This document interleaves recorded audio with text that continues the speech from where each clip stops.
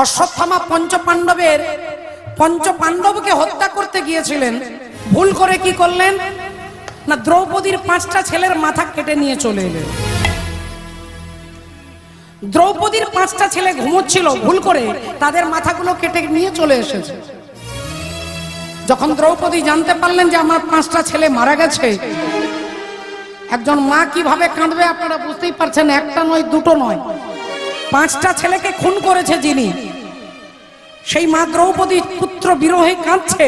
কিন্তু যখন জানতে পারলেন যে গুরু পুত্র দ্রোণাচার্যের ছেলে অশ্বত্থামা আমার ছেলেকে মেরেছে, সবাই রেগে গেল। দ্রৌপদী কিন্তু ক্ষমা করে দিলেন। দ্রৌপদী ক্ষমা করে দিলেন। রাধে রাধে।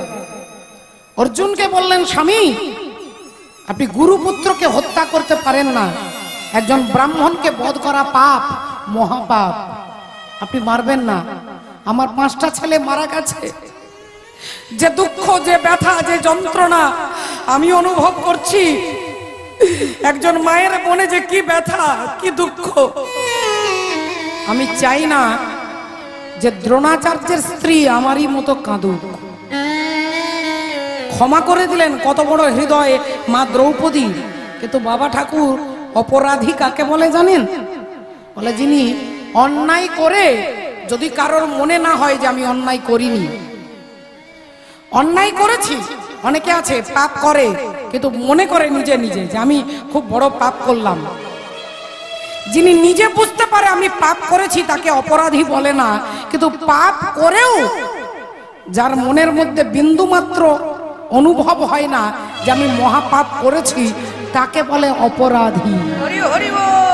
অশ্বত্থামা তিনি একবারের জন্য ভাবলেন না যে আমি দ্রৌপদীর 5টা ছেলেকে খুন করে মহাপাপ করেছি, তিনি অপরাধী হয়ে গেলেন। রাধে রাধে। এবার একটু চিন্তা করে দেখুন তো, আমরা কলির মানুষ, আমরা কলির জীব, সকাল থেকে রাত্রি পর্যন্ত এই দেহটা কি করে সুখ পাবে, সুখে থাকবে, আমরা তারই কথা চিন্তা করি না। 24 ঘন্টা শুধুমাত্র আমি আর আমার পরিবার, আমার সংসার কিসে ভালো থাকবে এই চিন্তা করি বলে আমরা চেষ্টা করলেও সুখী হতে পারি না। কারণ আমি আমাকে সুখী করতে পারবো না, আমি আমার ফ্যামিলিকেও সুখী করতে পারবো না যতক্ষণ পর্যন্ত আমি ভগবত চরণে নিজেকে নিবেদন করতে না পারি, যতক্ষণ পর্যন্ত ভগবানকে চিনতে না পারি, জানতে না পারি। ফলে এখান থেকে দুঃখকে জয় করবার অন্য কোনো রাস্তা নেই।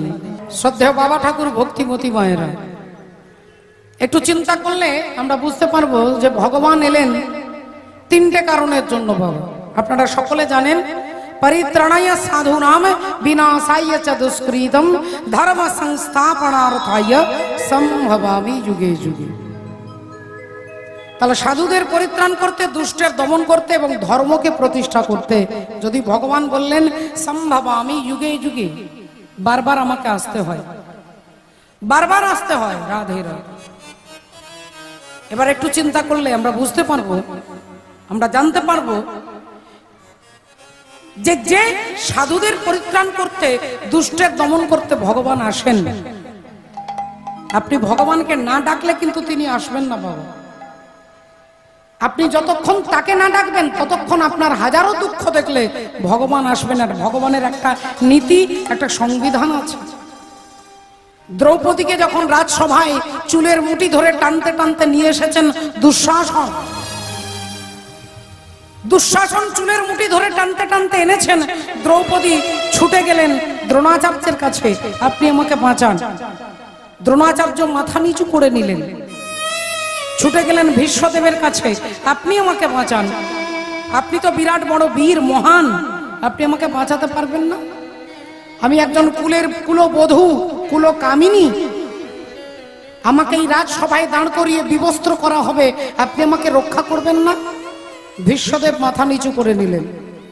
দ্রৌপদী কাঁদতে কাঁদতে সবার কাছে গেলেন, মনে মনে ভাবছে এ যদি না বাঁচায় ও তো আমাকে বাঁচাবে, ও যদি না বাঁচায় এ তো আমাকে বাঁচাবে, আমার যদি যুধিষ্ঠির স্বামী না বাঁচায় আমাকে তো ভীম বাঁচাবে, যদি ভীম না বাঁচায় তাহলে তো অর্জুন বাঁচাবে, অর্জুন যদি না বাঁচায় নকুল তো বাঁচাবে, গুরু দ্রোণাচার্য তো বাঁচাবে, বিশ্বদেব তো বাঁচাবে, আমার বাবা তো আমাকে রক্ষা করবে, আমার স্বামী তো আমাকে দেখবে, আমার ছেলে তো আমাকে দেখবে, আমার নাতি তো আমাকে দেখবে। এই যে ভরসা, রাধে রাধে, এই সংসারের ওপরে, অনিত্য জীবের ওপরে ভরসা, ততক্ষণ পর্যন্ত ভগবান হাত গুটিয়ে দাঁড়িয়ে থাকেন বাবা। ততক্ষণ পর্যন্ত ভগবান নিউট্রাল, তিনি কিছু করতে পারেন না। দ্রৌপদীর কাঁধ থেকে কাপড়টা খুলে নিলেন, ভগবান কিচ্ছু করলেন না। কোমর থেকে যখন কাপড়টা টানতে শুরু করলেন, ভগবান কিচ্ছু করলেন না। সেই সময় রুক্মিণী দেবীর সঙ্গে পাশা খেলছিলেন, পাশা খেলছিলেন। রাধে রাধে রাধে। মাননীয় ভক্তমণ্ডলী, ভক্তিমতী মায়েরা, দ্রৌপদীর এদিকে কাপড় খুলে নিচ্ছে, এদিকে ভগবান পাশা খেলছে, আর পাশার গুটি ফেলছে, রুক্মিণী দেবী ফেলছে, একবার ভগবান ফেলছে, ওইদিকে দ্রৌপদী চিৎকার করে কাঁদছে। কিন্তু ভগবান অপেক্ষা করছে যে যতক্ষণ তুমি আমাকে না ডাকবে আমি ততক্ষণ যেতে পারবো না। এই সংসারের ওপরে যতক্ষণ তোমার ভরসা থাকবে ততক্ষণ আমি কিছু করতে পারবো না। আর যখন সর্বধর্ম পরিত্যাজ্যং মামেকং শরণং ব্রজ, যখন আমাকে তুমি ধরবে তখন এই সারা জগতের কেউ তোমার এক ফোঁটা ক্ষতি করতে পারবে না। এই দ্রৌপদীকে যখন কেউ তার ভরসায় ভেবেছিল এ বাঁচাবে, ও বাঁচাবে, এ বাঁচাবে, ও বাঁচাবে, কিন্তু কেউ যখন ছুটে এলো না, তখন দ্রৌপদী ভগবানকে ডাকলেন। আর সেই সময় দ্রৌপদী বলছে যে এই যে এই এখানে যারা যারা দাঁড়িয়ে আছে, বসে আছে, এরা কি কেউ আমাকে বাঁচাতে পারবে না?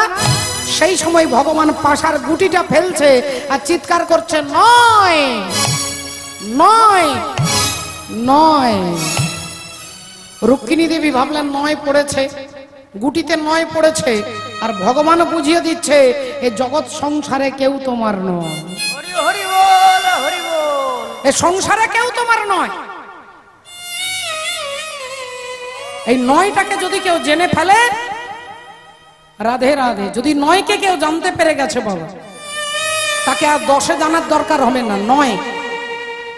আর নয়ের ঘরে নামতা করলে কি পাবেন বলে, 9 1 9, 9 2 18, 18 লিখতে গেলে 1 আর 8 লিখতে হবে, 1 আর 8কে যোগ করলে বলে 9, 3 9 27, 2 আর 7, আর 2 আর 7কে যোগ করলে 9, 4 9 36, 3 আর 6 বলে যোগ করলে 9, 5 9 45, 4 আর 5 বলে যোগ করলে 9, 6 9 54, 5 আর 4 যোগ করলে 9, 7 9 63, 6 আর 3 বলে যোগ করলে 9, 8 9 72, 7 আর 2 বলে যোগ করলে 9, 9 9 81, 8 আর 1 বলে যোগ করলে 9, 9 10 90 বলে 9 আর 0 বলে যোগ করলে 9।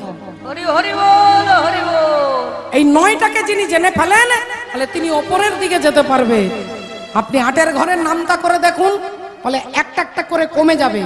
8 1 8, 8 2 16, 16 আর 1 আর 6কে যোগ করলে 7 হবে, তাহলে কমে যাচ্ছে। কিন্তু 9 বলে 9-এর লক্ষ্যটাকে যদি স্থির করতে পারেন, এ জগতে কেউ কারো নয়, কেহ রাজা, কেহ ভিখারির বেশে, কেহ তরু তলে আছে উপবাসে, কেহ চাকরানী, কেহ রাজরানী, কারো দুধে চিনি, কারো শাকে বালি। মন দিয়ে শোনো, শোনো ওরে ভাই, কর্মফল বিনা আর কিছু নাই। হরি হরি বল, হরি বল। কর্মের ফল, আর এই কর্মের ফলকে যদি ভগবানকে দিতে পারি, হাসি মাখা বদনে, ছলো ছলো নয়নে, ওগো আনন্দ কাননে মন ভ্রময়নিবা। মায়েরা অনুধ্বনি হবে একবার, হরি বলো হরি বলো মনে রে আমার,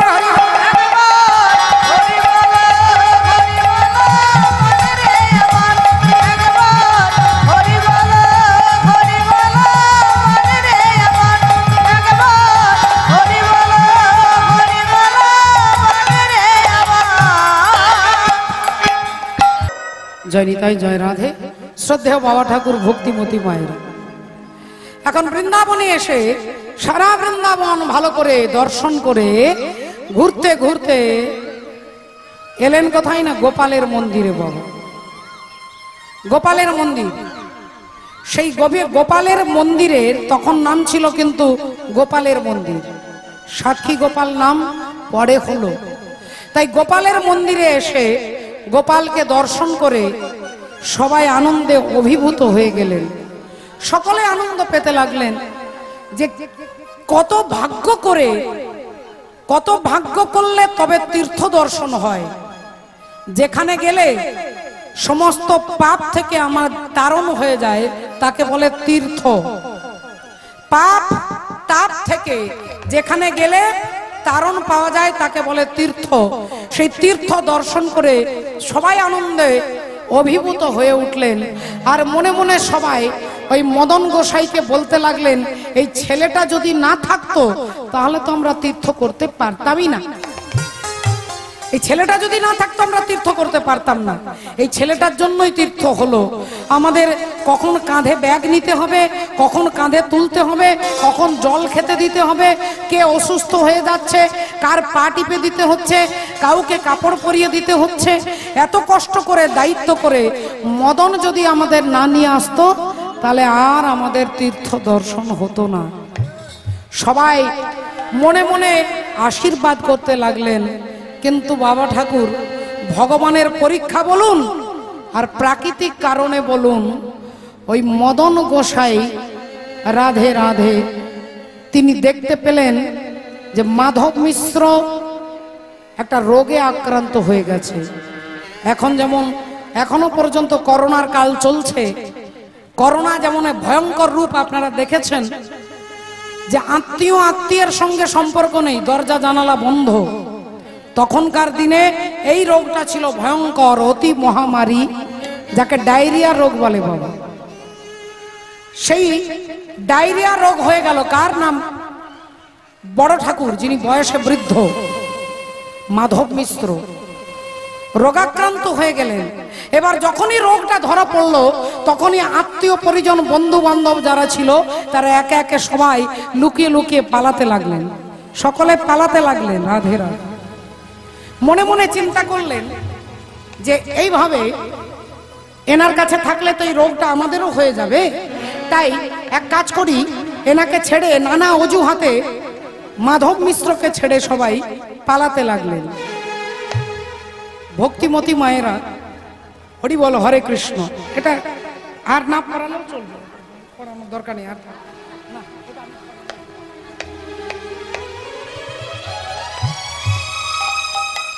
ওমা এখন ঘটনা কি হয়েছে দেখুন, যখনই এই রোগ ধরা পড়লো তখনই দেখুন সবাই ছেড়ে ছেড়ে পালিয়ে গেল বাবা।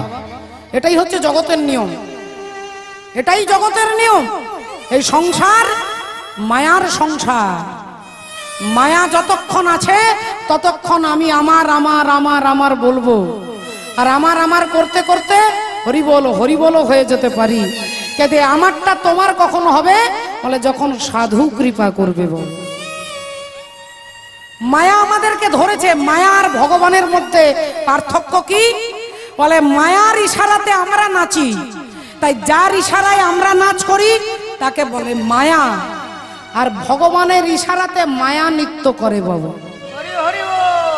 ভগবানের ইশারায় মায়াকে নৃত্য করতে হয়, তাই তিনি হলেন মায়াধীশ, মায়াপতি। তিনি কখনো কারোর ইশারায় নাচ করে না, একমাত্র ভক্তের ইশারায় তিনি নৃত্য করেন। তাই সবাই ছেড়ে পালিয়ে গেলেও মদন গোসাই কিন্তু পালাতে পারলেন না। তিনি চিন্তা করলেন সবাই চলে গেলেও আমি দায়িত্ব করে নিয়ে এসেছি, আমি তো এনাকে ছেড়ে যেতে পারবো না। তাই কখন জল দিতে হবে, কখন রান্না করে দিতে হবে, কখন তেল মাখিয়ে স্নান করিয়ে দিতে হবে। আর অমনি মাধব মিশ্র বলে, ওরে মদন তুই চলে যা বাবা, তুই চলে যা। ওরে আমার তো জীবনের বেলা শেষ হয়ে এসেছে রে বাবা, আমার তো বয়স হয়ে গেছে, আর আমার বাঁচার দরকার নেই। এই বৃন্দাবনে যদি প্রাণটা বেরিয়ে যায় তাহলে আমার জন্মটা ধন্য হয়ে যাবে। হরি হরি বল, আমার জন্মটাই ধন্য হয়ে যাবে। হরি বল হরে কৃষ্ণ। ভক্তমণ্ডলী ভক্তিমতী মায়েরা তিনি ভাবছেন যদি এখানে মরেও যায় তাহলে জন্মটা ধন্য হবে। কিন্তু মদন গোসাই বললেন, বাবা ঠাকুর যতক্ষণ আমি আছি আমি আপনাকে এভাবে ফেলে রেখে যেতে পারবো না, আমি ফেলে রেখে যেতে পারবো না। ওরে বাপ, ওরে তুই তুই ইয়ং ছেলে, তোর 20-22 বছর বয়স, এইটুকু ছেলে তুই তুই আমার জন্য তুই কষ্ট পাবি কেন? সবাই আমাকে ছেড়ে চলে গেছে, তুইও চলে যা বাবা, তুইও চলে যা। কিন্তু বাবা ঠাকুর, আমি যে কথা দিয়ে এসেছি, আমি আপনাকে যেমন নিয়ে যাব তেমন ফিরিয়ে দেব। ভক্ত যেমন কথা রাখে, বলে ভগবানও ভক্তের কথা রাখেন। আপনাদের কাছে ঘটনা বলবো, বৃন্দাবনের ঘটনা। রাধে রাধে। বৃন্দাবনের ঘটনা। একজন ভক্ত ছিলেন বাবা ঠাকুর, আর একজন ভক্ত তিনি প্রতিদিন ভগবানকে, বাঁকে বিহারীকে, আপনারা বাঁকে বিহারীর মন্দির দর্শন করেছেন বৃন্দাবনে, সেই বাঁকে বিহারীজিকে প্রতিদিন একটা করে মালা গেঁথে দিতেন। আর তিনি প্রতিজ্ঞা করে এসেছে যে ঠাকুর, আমি তোমাকে 12 বছর, যদি কেউ এই নিষ্ঠা রাখতে পারেন যে 12 বছর আমি নিয়ম করে নিষ্ঠা করে গীতা পড়ব, তাহলে 12 বছর যেই শেষ হবে অন্তিমকালে ভগবত প্রাপ্তি আপনার হবে। এটা আমার কথা নয়, আমি আপনাদের বানিয়ে বলছি না, কোনো বানানো গোছানো গল্প আমি আপনাদের কাছে বলবো না। 12 বছর যদি কেউ নিষ্ঠা রাখতে পারেন, আপনি গীতা পড়বেন, গীতাটাই 12 বছর নিষ্ঠা করে পড়ুন,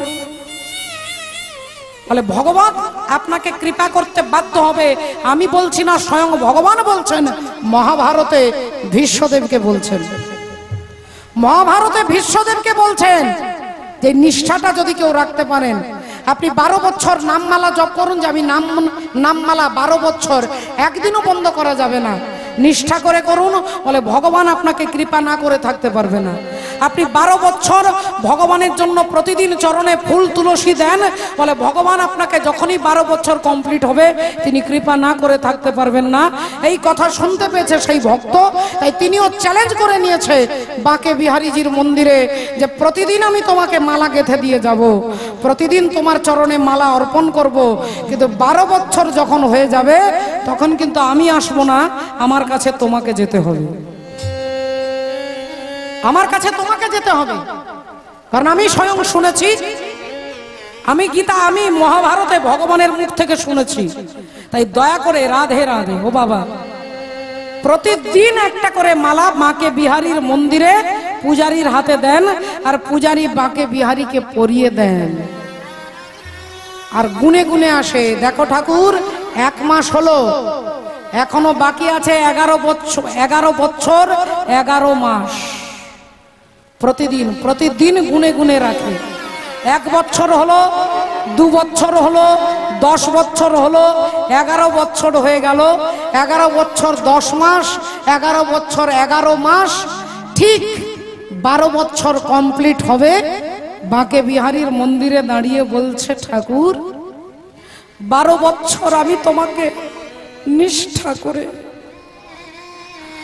ঝড় জল বজ্রপাত, কত বাধা কত বিপত্তি, তবু আমি তোমাকে মালা দিতে দ্বিধাবোধ করিনি। আমি অনেক কষ্ট পেয়েছি, অনেক সংসারের যাতনা পেয়েছি, অনেক কর্তব্যকে পেছনে রেখে আমি তোমার জন্য মালা গেঁথে দিয়ে এসেছি।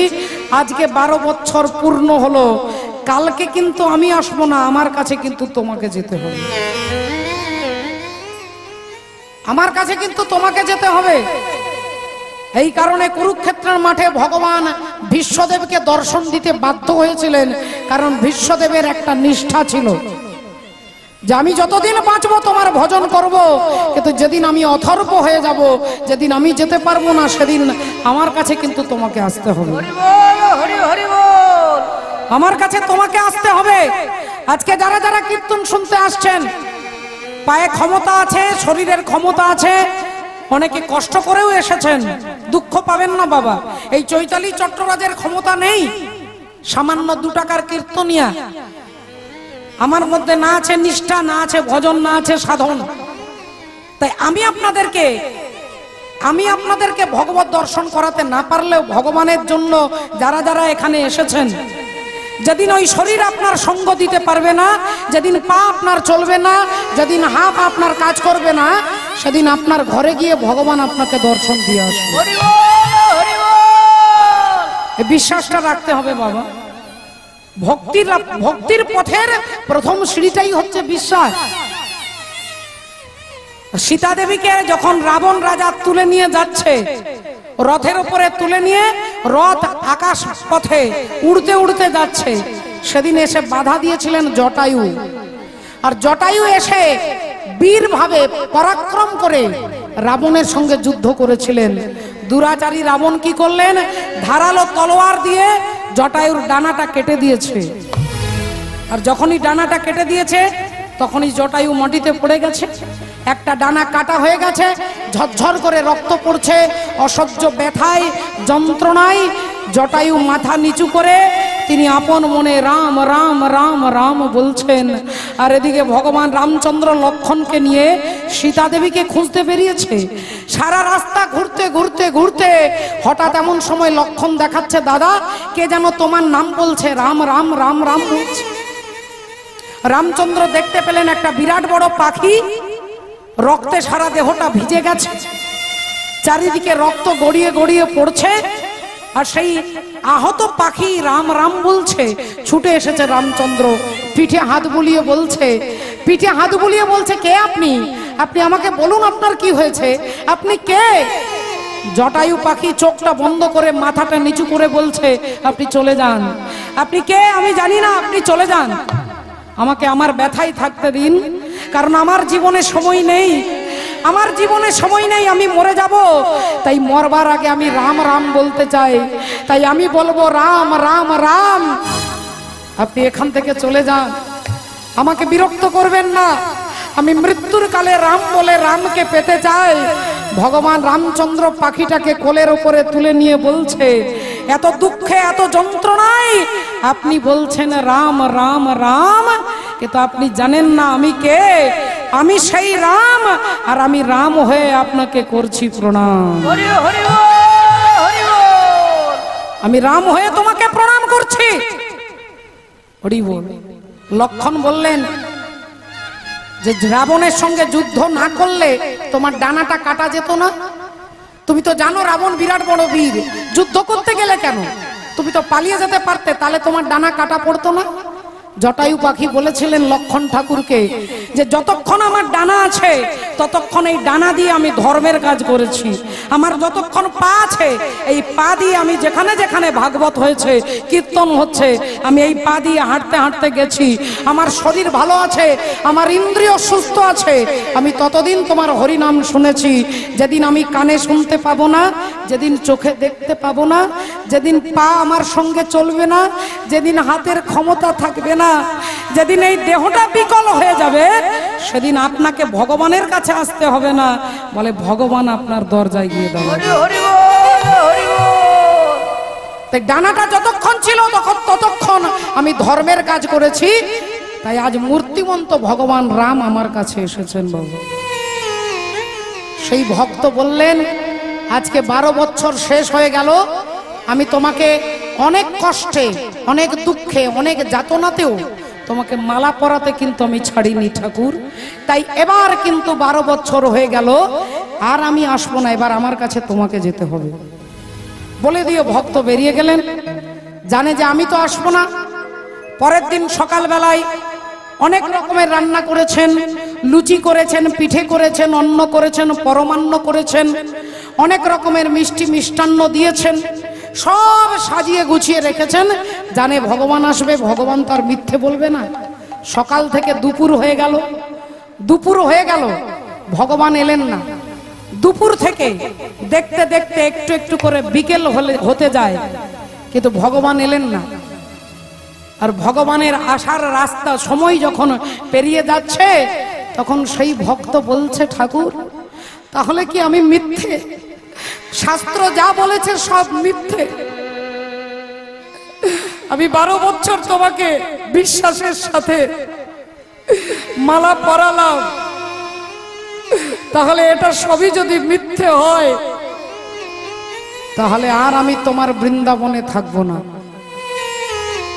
তোমার এই বৃন্দাবনে আমি থাকবো না, বাকে বিহারীর মন্দিরে আমি থাকবো না, আমি চলে যাব। রাধে রাধে। আমি চলে যাব যেদিকে দু চোখ যায়। সমস্ত খাবারগুলোকে একটা কাপড়ে, একটা ধুতিতে ভালো করে বেঁধেছে, আর খাবারগুলোকে কাঁধে করে নিয়ে আর তিনি চলে যাচ্ছেন বৃন্দাবন ছেড়ে, কাঁদতে কাঁদতে যাচ্ছেন। যে আজকে বুঝতে পারলাম সবই মিথ্যে। যদি শাস্ত্র সত্য হতো তাহলে তুমি নিশ্চয়ই আমার কাছে আসতে। আমি তোমাকে 12 বছর নিষ্ঠা করে নিয়ম করে মালা পরিয়েছি। সবই যদি মিথ্যে হয়, ওই খাবারের পোঁটলাটাকে কাঁধে করে নিয়ে আর ভক্ত বৃন্দাবন ছেড়ে যেই চলে যাবে মনে করেছেন। ঠিক 1 পা 2 পা 3 পা করে এদিকে বিকেল হয়ে গেছে।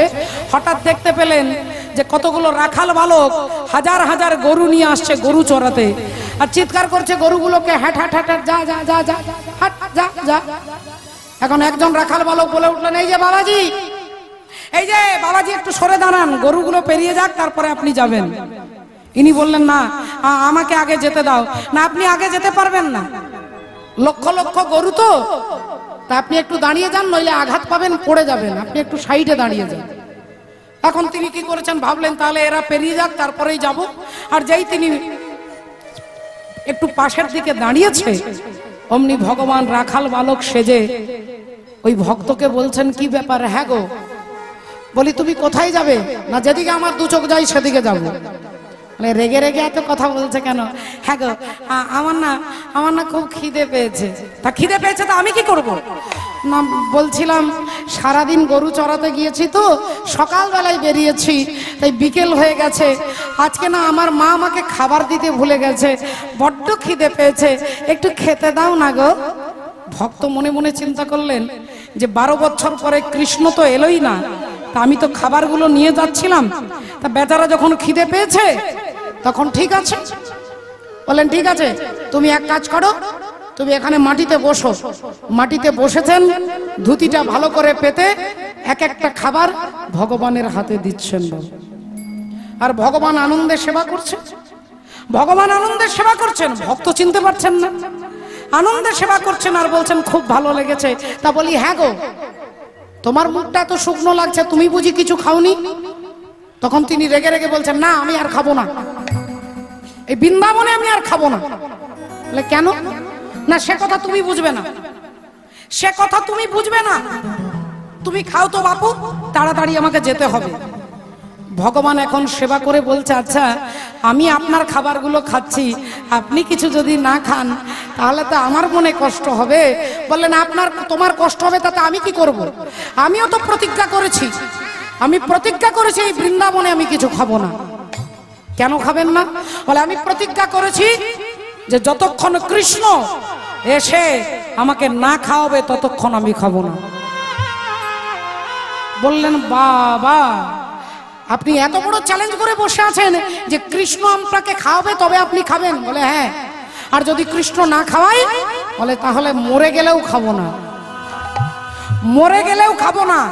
কারণ আমি 12 বছর তাকে মালা পরিয়েছি, 12 বছর নিষ্ঠা সহযোগে শাস্ত্রের কথা মেনে আমি তাকে মালা পরিয়েছি। সে যখন এলো না তখন আমি খাবো না। এই বলে কাঁদতে কাঁদতে কাপড়ের পোটলাটাকে ভালো করে গুটিয়ে আর যেই চলে যাবে, অমনি পরমাত্মা পরব্রহ্ম ভগবান সেই ভক্তের পা দুটো জড়িয়ে ধরেছে। তোমার মতো ভক্তে আমি জড়াইয়ে ভক্তে আমি জড়ায়ে ধরি, ভক্তে আমি জড়ায়ে ধরি। আমি ভক্ত বড় ভালো, ভক্তে আমি জড়ায়ে ধরি, ভক্ত বড় ভালোবাসি, ভক্ত ছাড়া রইতে নানি, তাই ভক্ত জড়ায়ে ধরি। আমি ভক্ত ছাড়া রইতে নারী, ভক্ত আমি জড়ায়ে ধরি, ভক্ত ছাড়া রইতে নারী, ভক্ত জড়ায়ে ধরি, ভক্ত ছাড়া রইতে নারী, ভক্ত জড়ায়ে ধরি, ভক্ত ছাড়া রইতে নারী, ভক্ত আমি জড়ায়ে ধরি। আমি ভক্ত বড়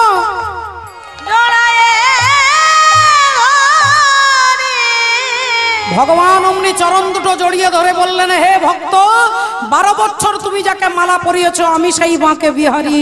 তোমার ভক্তিতে, তোমার অনুরাগে তুষ্ট হয়ে আজ তোমার কাছে না এসে থাকতে পারলাম না। দেখুন একটু চিন্তা করে বাবা, ভক্তিমতী মায়েরা, আপনার নিষ্ঠা, নিষ্ঠা মানে কি?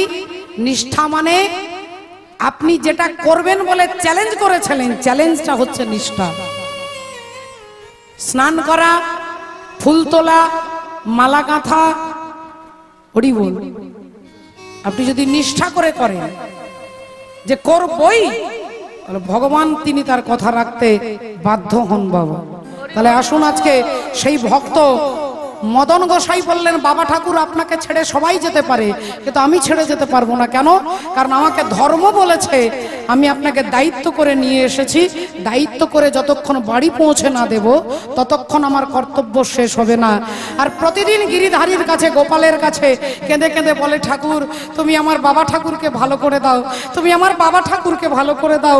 আমি যে বুকে অনেক সাহস নিয়ে তাদেরকে তীর্থে নিয়ে এসেছি দয়াময়, আমার লজ্জা, আমার মর্যাদা তুমি রক্ষা করো। এভাবে প্রার্থনা করতে করতে ঠিক 1 সপ্তাহ পরে মাধব মিশ্র সুস্থ হয়ে গেলেন। সবাই অবাক হয়ে গেল। যে রোগ থেকে গোটা গ্রামের পর গ্রাম উজাড় হয়ে যায়, শেষ হয়ে যায়, সেই রোগ থেকে এত বড় বুড়ো বৃদ্ধ, 82 বছরের বুড়ো, তিনি সুস্থ হয়ে গেলেন। সুস্থ হয়ে গেলেন দেখে হরি বল, হরে কৃষ্ণ, আনন্দে সবাই ধন্য ধন্য করতে লাগলো। আর অমনি মাধব মিশ্র কি করলেন, তিনি তখন মদন গোসাইকে ডেকে একদিন নিরালা নির্জনে দুপুর বেলায় মদনকে ডেকে মন্দিরের ভেতরে নিয়ে গেছে।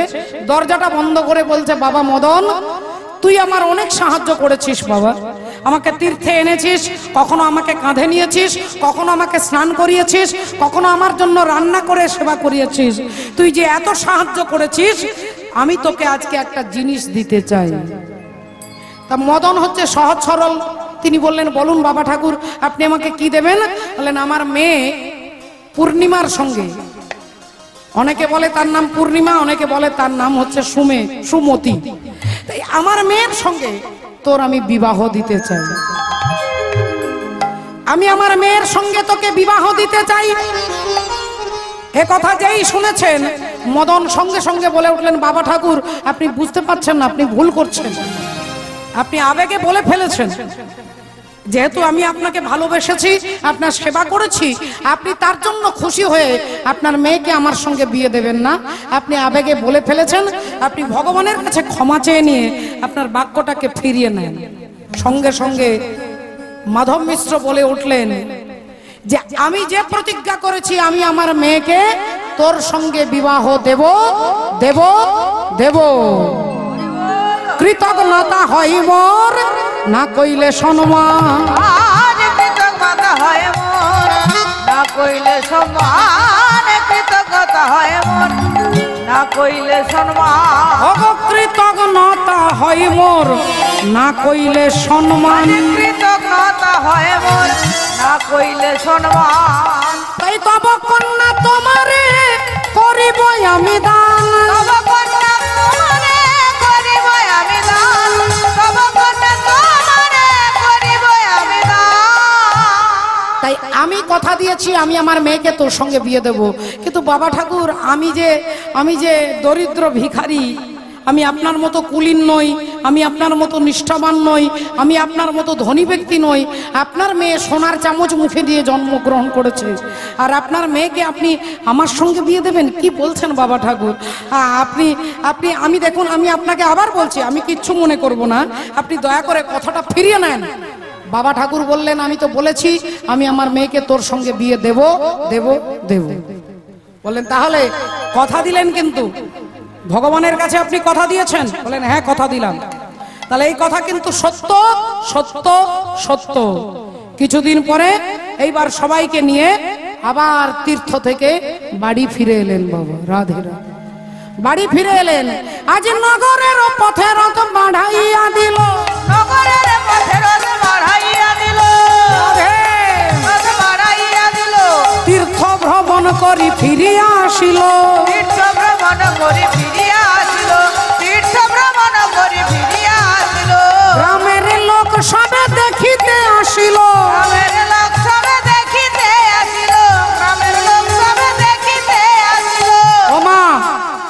দিনে কেউ যদি তীর্থে যেত সে ফিরে আসবার কোনো গ্যারেন্টি ছিল না, যে তিনি ফিরে আসবেন এরকম কোনো গ্যারেন্টি ছিল না। কারণ রাস্তাঘাট, বন জঙ্গল, হিংস্র জীবজন্তু, চোর ডাকাতের ভয় ছিল। তাই কেউ তীর্থে গেলে তিনি যে আর বাড়ি ফিরে আসবে এরকম কোনো গ্যারেন্টি ছিল না। এনারা যখন সবাই একে একে ফিরে এলো, গ্রামের লোক সবে দেখিতে লাগিল, গ্রামের লোক সবে দেখিতে আসিল, গ্রামের লোক সবে দেখিতে আসিল। আর চরণ পরশ করি দণ্ডবত কইল, চরণ পরশ করি দণ্ডবত কইল, চরণ পরশ করি দণ্ডবত কইল। বলি আনন্দ ধরে না, আনন্দ ধরে না, আনন্দ ধরে না, আনন্দ ধরে না, দেখতে এলো জনা জনা, ধরে না ভক্তের মদন ধরে, আনন্দ ধরে না ভক্তের মদন। হরি হরি হরি বলে, হরি হরি হরি বলে ভক্তের চরণ ধরে, হরি হরি হরি বলে ভক্তের চরণ। আনন্দ ধরে না। গোটা গ্রামের লোক ধন্য ধন্য করতে লাগলো। বাবা এতদিন তীর্থ ভ্রমণ করে এনারা আবার ফিরে এসেছে, আর সবাইকে বলছে একমাত্র মদনের জন্যই আমরা ফিরে এলাম। ওই মদন যদি দয়া না করত, মদন যদি আমাকে সেবা না করত, তাহলে আমরা ফিরে আসতে পারতাম না। গোটা গ্রামবাসী মদনের সবাই প্রশংসা করতে লাগলেন। এবার এদিকে মাধব মিশ্র মনে মনে চিন্তা করলো, আমি তো আমার মেয়েকে ওর সঙ্গে বিয়ে দেওয়ার কথা বলে এসেছি, এবার কথাটা তো আমার বাড়িতে ছেলে মেয়েদেরকে বলতে হবে। তাই একদিন 4টে ছেলেকে ডাকলেন, বড় খোকা, মেজো খোকা সবাইকে ডাকলেন। আর সবাই যখন এসে দাঁড়িয়ে, বলো বাবা কি হয়েছে? বাবা বললেন, শোন ওরে, আমি তো তীর্থ ভ্রমণ করে এসেছি, তোরা তো জানিস। তাই আমার তীর্থের যে ভ্রমণ করে ফিরে আসার মূল কারণ হচ্ছে মদন। তাই ওখানে গিয়ে আমি আমার মেয়ের বিবাহের ঠিক করে এসেছি। তা বড় ছেলে বলল, খুব ভালো কথা, তো তুমি বোনের বিয়ে ঠিক করে এসেছো। তার ছেলেটা কি রকম, চাকরি বাকরি করে না ব্যবসা বাণিজ্য করে, জমিদার না রাজার ছেলে, কোন ছেলেকে ঠিক করেছো? মেজো ছেলে বলল, বাবা বোনের বিয়ে ঠিক করে এসেছো, নিশ্চয়ই কোনো ভালো ছেলে হবে, পণ্ডিত ছেলে হবে। তাহলে বোনের বিয়েতে ঘটা করে ধুমধাম করে বোনের বিয়ে দেবো। তা কার সঙ্গে? ছেলেটার বাড়ি কোথায়? বলে এই গ্রামেই বাড়ি। বলে এই গ্রামেই বাড়ি, ছেলেটাকে? বলেন আমি ঠিক করেছি মদনের সঙ্গে আমার মেয়ে সুমতির বিয়ে দেব। মদনের সঙ্গে বিয়ে দেব যেই বলেছে, বড় ছেলে বড় বড় চোখ করে বলে উঠলো, বাবা এ তুমি কি বলছো বাবা? ওই ভিখারির সঙ্গে আমরা আমাদের বোনের বিয়ে দেব? এ কথা তুমি ভাবলে কি করে? মেজো ছেলে বললেন, দেখো বাবা তুমি বুড়ো মানুষ, তুমি কি বলতে কি না বলে ফেলেছ, কথাটা ঠিক করে ভাবনা চিন্তা করে বলো। ওই ভিখারির সঙ্গে আমরা আমার বোনের বিয়ে দিয়ে আমাদের মর্যাদা থাকবে? সেজো ছেলে বলল, শোনো বাবা, শুধুমাত্র বোন শুধু তোমার মেয়ে নয়, তোমার মেয়ে আমাদেরও বোন। তাই কার সঙ্গে বিয়ে দিতে হবে কার সঙ্গে দেব না স্থির কিন্তু আমরাও করব। তাই ভিখারির সঙ্গে আমরা কিছুতে বিয়েটা মেনে নিতে পারবো না। কিন্তু আমি যে কথা দিয়েছি, না তুমি কথা দিয়েছো, কথা তুমি ভাবনা চিন্তা করে কেন দিতে গেলে? তুমি চিন্তা ভাবনা না করে ওর সঙ্গে বিয়ে ঠিক করে চলে এসেছো। বড় ছেলে বললে, বিয়ে হবে না, কিছুতেই হবে না। বাবা বললেন, আমি যে ভগবানের কাছে ত্রিসত্য করে বলে এলাম আমি আমার মেয়েকে তার সঙ্গে বিয়ে দেব, এ তোরা কি বলছিস রে বাবা? মেজো ছেলে বললেন, শোনো বাবা, ওই ভিখারি যদি আর কোনোদিন আসে মেরে তার ঠ্যাং ভেঙে দেবো একবারে, হয় সে বেঁচে ফিরে যাবে আর নইলে গেলে আর কোনোদিন আসবে না। বাবা বলল, তোরা ওকে কিছু করিস না রে বাবা, ওকে কিছু করিস না। বললেন, আমরা জানি ও লোভে পড়ে তোমাকে সেবা করেছে, ও লোভী, ও ধূর্ত। বাবা বললেন, হ্যাঁ রে, বিয়ের কথা ও একবারও বলেনি রে বাবা, আমি বলেছি। সে আমাকে বারবার বলেছে, বাবা ঠাকুর আপনার কথা আপনি ফিরিয়ে নেন, কিন্তু আমি কথাটা ফিরিয়ে নিইনি। আমি জানতাম না যে এই সংসারে আমার সিদ্ধান্তের কোনো মূল্যবোধ নেই, এটা আমি বুঝতে পারিনি রে বাবা। এখন আমি তাকে কি বলবো, আমি যে মিথ্যেবাদী হয়ে যাব। ছোট ছেলে বলে উঠলো, শোনো বাবা, তোমাকে একটা বুদ্ধি শিখিয়ে দিচ্ছি, একটা কায়দা শিখিয়ে দিচ্ছি। সে যদি কোনোদিন আমাদের বাড়িতে ভিক্ষে চাইতে আসে, সে যখন বলবে যে আপনি কেমন আছেন, তুমি বলবে সব ভালো আছি, কিন্তু মাঝে মাঝে অনেক কিছু আমি ভুলে যাই, মাঝে মাঝে অনেক কিছু ভুলে যাই, এটা তুমি বলবে। আর সে যখন বিয়ের কথা বলবে তখন বলবে আমার বয়স হয়েছে, কখন কি কাকে কখন কথা দিয়েছি আমার কিছুই মনে নেই। কিন্তু এত বড় ডাহা মিথ্যে কথাটা বলবো, বলে হ্যাঁ বলবো। কিন্তু এত বড় মিথ্যে কথা আমি বলবো কি করে? এমন সময় স্ত্রী এসে বলে উঠলো, চিৎকার করে বলছে, শোনো, ওই ভিখারির সঙ্গে যদি আমার মেয়ের বিয়ে দাও তাহলে আমি গলায় দড়ি দিয়ে আত্মহত্যা করব। এই তখনই মাধব মিশ্র মনটা ভেঙে টুকরো টুকরো হয়ে গেল, যে তাহলে তো আর বিবাহ হবেই না। বিয়ে দিলে আমার স্ত্রী গলায় দড়ি দিয়ে আত্মহত্যা করবে, বড় ছেলে, মেজ ছেলে, ছোট ছেলে কেউ এই বিয়েতে রাজি নেই, তাহলে আমি কি বলবো? না, ছোট ছেলে শিখিয়ে দিয়েছে, তুমি বলবে যে আমি কখন কাকে কি বলেছি আমার কিছুই মনে নেই। মনের দুঃখে রাধে রাধে, মনের দুঃখে ভগবানকে বারবার কেঁদে কেঁদে বলছে, মোর ধর্ম রক্ষা করো না মরে নিজ জান, মোর ধর্ম রক্ষা করো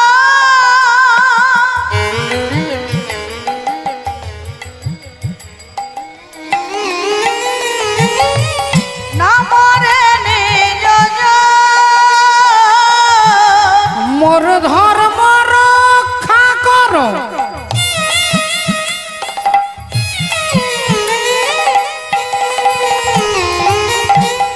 না মরে নিজ জান, মোর ধর্ম রক্ষা করো না মরে নিজ জান, ওগো দুই রক্ষা করো প্রভু আমি লইন শরণ, তুই রক্ষা করো লইন শরণ,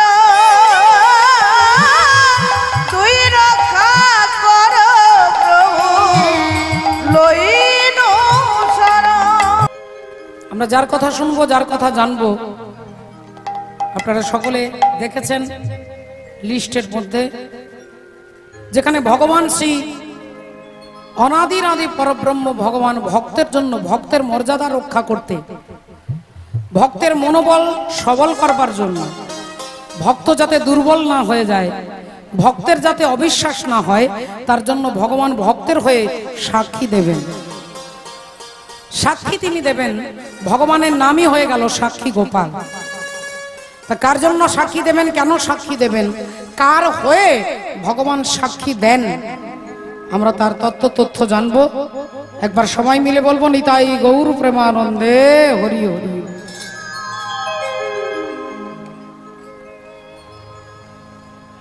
জয় রাধা, হরে কৃষ্ণ। তাই ভগবানের সাক্ষীর কথা আজকে, তার ইতিহাস, তার তথ্য আমরা জানবো। এই মুহূর্তে আমরা চলে যাব একবারে সোজা দক্ষিণ ভারত। আর দক্ষিণ ভারতে দুজন ব্রাহ্মণ ছিলেন বাবা,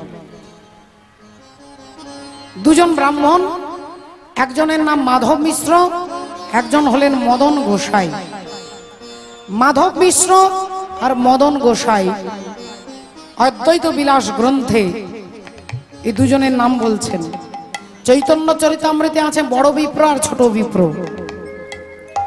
অদ্বৈত বিলাস গ্রন্থে বলছেন মাধব মিশ্র, হরি বল, তিনি হচ্ছেন বয়সে হচ্ছে বৃদ্ধ, বয়স হয়ে গেছে, কুলীন ব্রাহ্মণ, পাণ্ডিত্য আছে, ঐশ্বর্য আছে, ঘর বাড়ি জমি জায়গা ধন দৌলত কোনো কিছু অভাব তার নেই। আর একদিকে ছোট বিপ্র, যার নাম হচ্ছে মদন গোসাই, তার সংসারে মা নেই, বাবা নেই, চাল নেই, চুলো নেই, সারাদিন গ্রামে গ্রামে ভিক্ষে করে। আর ভিক্ষে করে রাধে রাধে ভগবানের নাম চিন্তা করে, ভগবানের ভজন সাধন করেন, ভগবানকেই একমাত্র সম্বল মনে করেছেন। হরি বল, হরে কৃষ্ণ।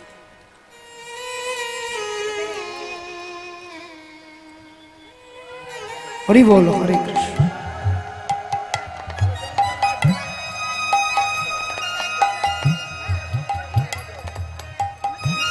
না তাই ডাইরেক্ট খুলে দাও, খুলে দাও।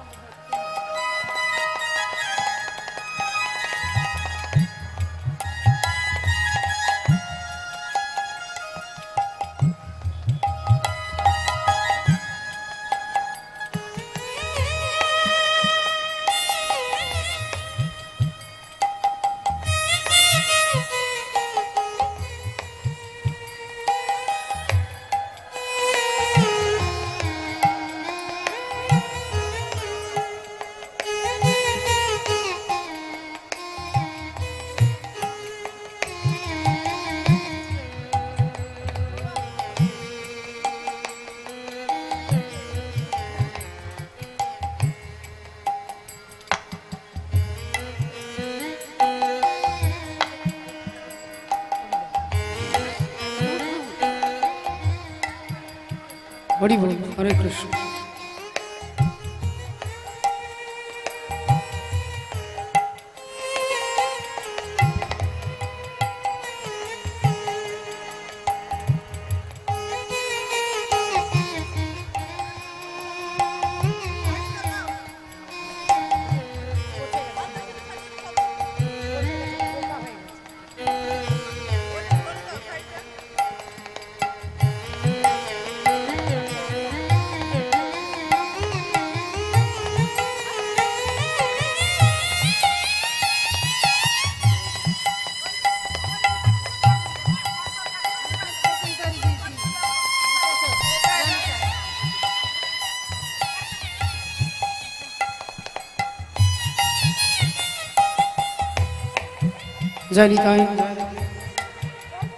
এখন কি হয়েছে বাবা ঠাকুর, বৃদ্ধ ব্রাহ্মণ যিনি মাধব মিশ্র,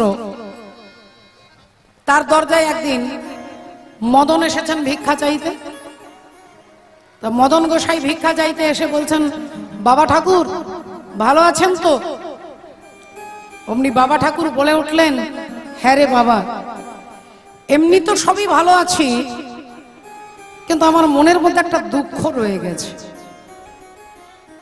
মদন গোসাই বললেন, কি বলছেন বাবা, আপনার দুঃখ? আপনার তো কোনো অভাব নেই, আপনার দুঃখটা আবার কিসের? বললেন, না, গোবিন্দের ইচ্ছায় অভাব আমার সংসারে কিছু নেই। ভগবান আমাকে স্ত্রী দিয়েছে, 4টে ছেলে দিয়েছে, একটা মেয়ে দিয়েছে, জমি টমি ঘর বাড়ি সবই দিয়েছে, কিন্তু আমার জীবনের একটাই দুঃখ রয়ে গেল যে আমি তীর্থ করতে পারলাম না, তীর্থ দর্শন করতে পারলাম না। বয়স হয়ে গেল প্রায় 80-82 বছর, এই বয়সে কেউ আমাকে তীর্থে নিয়েও যাবে না। মনে হয় জীবনে একটাই দুঃখ, আর এই দুঃখটা নিয়েই আমাকে মরতে হবে, কারণ আমি তীর্থ করতে পারলাম না। এ কথা যেই বলেছে, মদন গোসাই বলে উঠলেন, বাবা ঠাকুর আপনি কি তীর্থে যাবেন? মাধব মিশ্র বললেন, হ্যাঁ যেতে তো আমি চাই, কিন্তু কে আমাকে নিয়ে যাবে বাবা বল? মদন বললেন, বাবা ঠাকুর আপনি চিন্তা করবেন না, আমি আপনাকে নিয়ে যাব, আমি আপনাকে নিয়ে যাব। আপনি আরো 2-10 জন যারা যারা যেতে চায় তাদেরকে নিয়ে আপনারা নিজেরা নিজেরা প্রস্তুত হয়ে যান। আমি আপনাকে আগামী সপ্তাহে তীর্থযাত্রা করতে আমি নিয়ে যাব, কারণ আমি তো তীর্থ অনেকবার করেছি, রাস্তাঘাট বন জঙ্গল সমস্ত রাস্তা আমার চেনা, তাই আমি আপনাদেরকে নিয়ে যাব তীর্থ করতে, যদি আপনারা কেউ যেতে চান।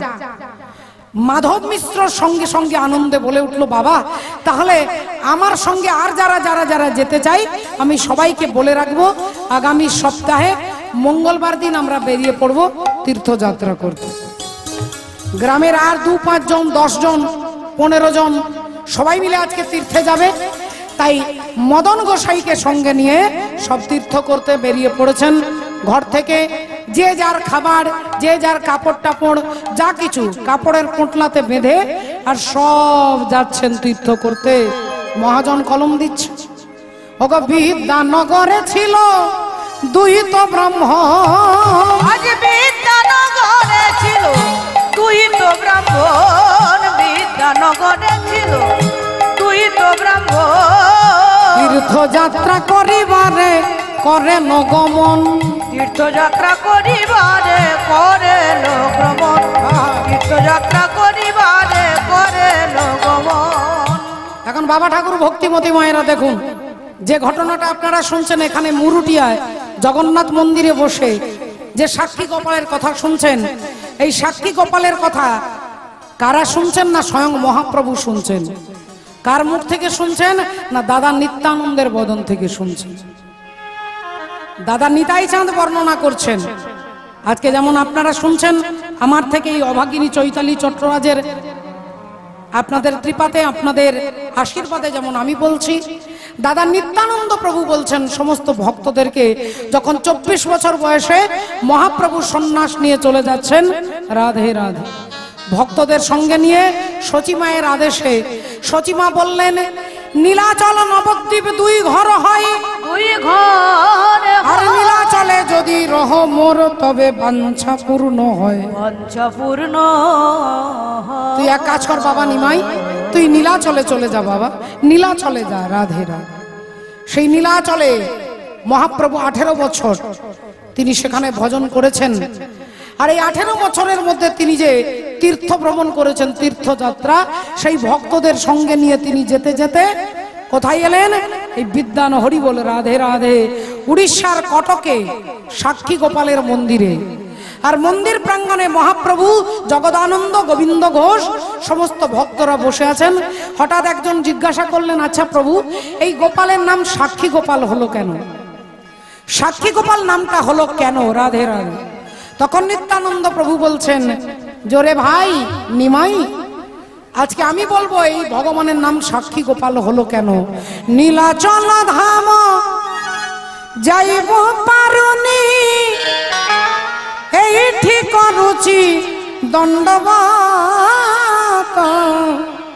হে জগন্নাথ, হে জগন্নাথ, হে জগন্নাথ, হে জগন্নাথ।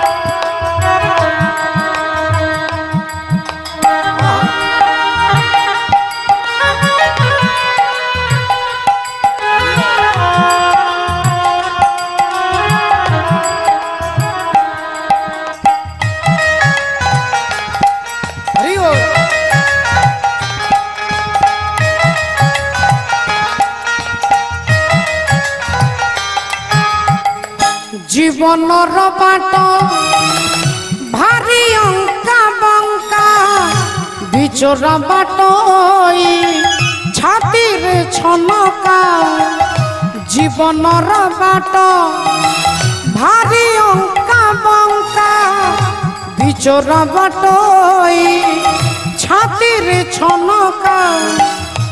এইটি থাইব যাচুচি নড়িয়া, बढ़े नियो है तुम जगन्नाथ, हे जगन्नाथ, हे जगन्नाथ, हे जगन्नाथ, हे जगन्नाथ, हे जगन्नाथ, हे जगन्नाथ, हे जगन्नाथ। ভক্তমণ্ডলী ভক্তিমতী মায়ের, এখন নিত্যানন্দ প্রভু বলছেন, ভক্তদেরকে বলছেন যে শুনুন, এই গোপালের নাম সাক্ষী গোপাল হলো কেন, এই ইতিহাস জানতে গেলে আজকে আমি আপনাদের বলবো, আপনি শুনবেন। তা নিত্যানন্দ প্রভু এবার হাসতে হাসতে বলছেন, নিতাই হাসিয়া হাসিয়া প্রেমেতে মাতিয়া, হাসিয়া হাসিয়া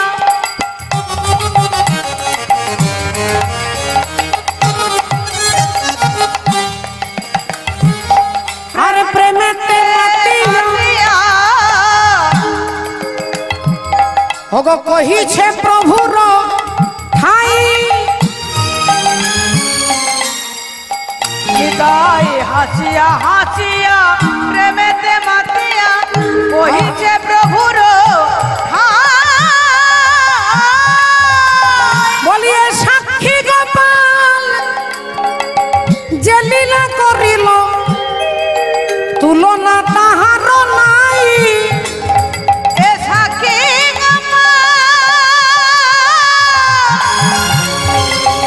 যে লীলা করিল তুলনা তাহার নাই। ওগো এ সাক্ষী গোপাল যে লীলা করিল তুলনা তাহার নাই এ সাক্ষী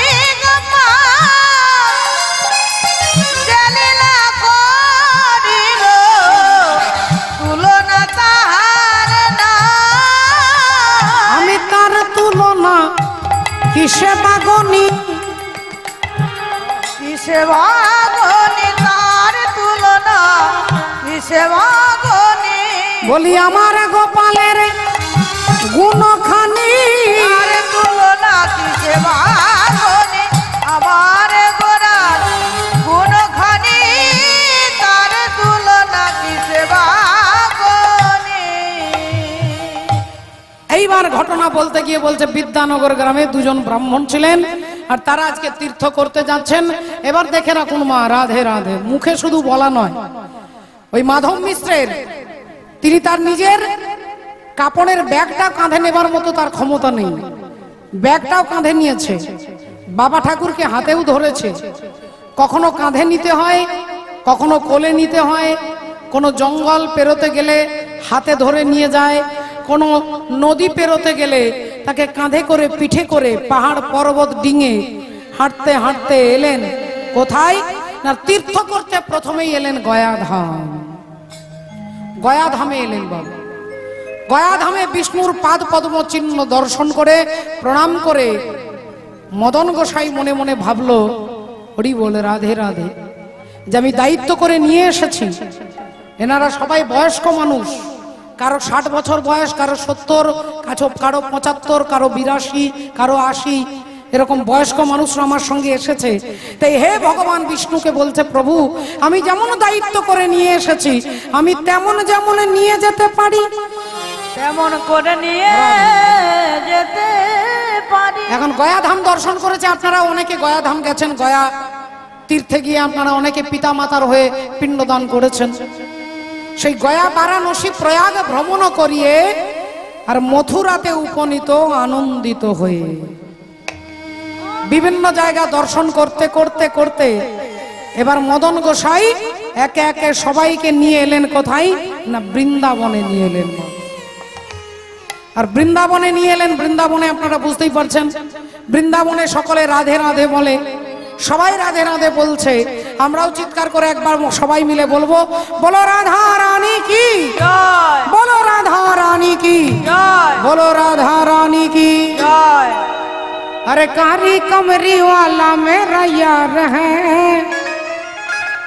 मेरे मन का मोहन तू दिलदार है, कारी कमरी वाला मेरा, हाथे ताली।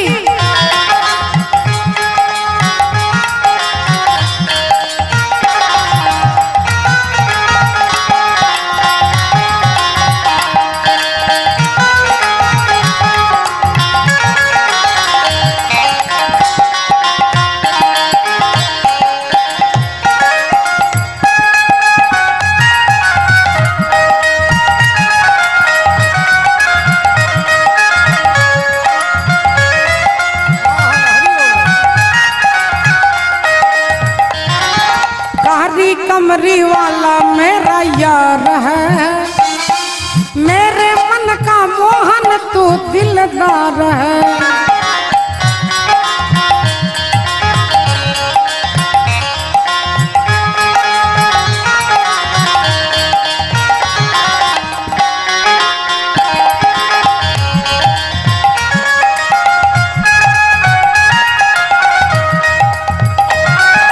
मैं तेरा तू मेरा मोहन ये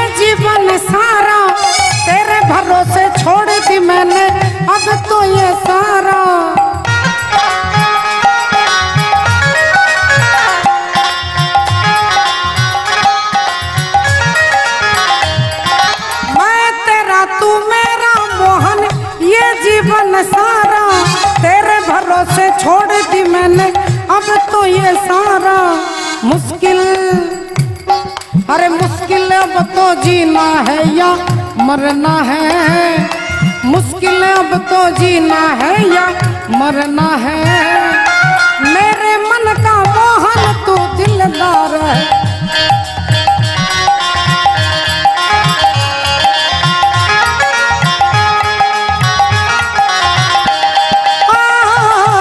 काली कमरी वाला मेरा यार है, मेरे मन का मोहन तू दिलदार है, काली कमरी वाला मेरा यार है। बोलो वृंदावन बिहारी लाल की जय।